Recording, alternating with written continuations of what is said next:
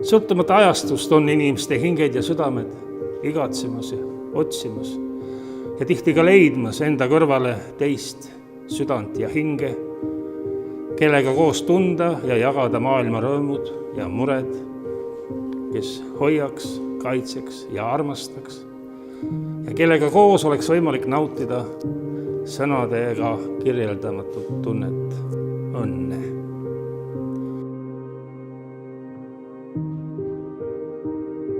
Jacobi jaoks on Helen Nasva printsess, kes kondiitrina oskab elu magusaks teha.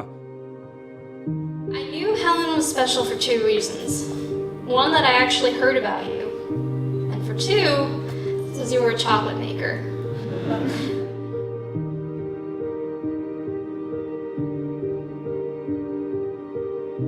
Jacob õlub Helenit oma tasakaalukuse, siiruse, rahulikkuse ja hea huumorimeelega.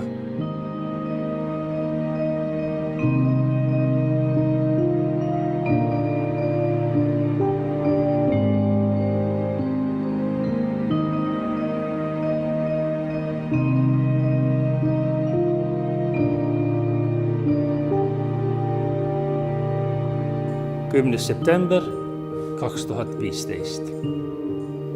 Tallinnas Raekoja platsil kohtuvad Saaremaa neiu Helen ja California noormees Jacob. Midagi pidi koheselt toimima hakkama.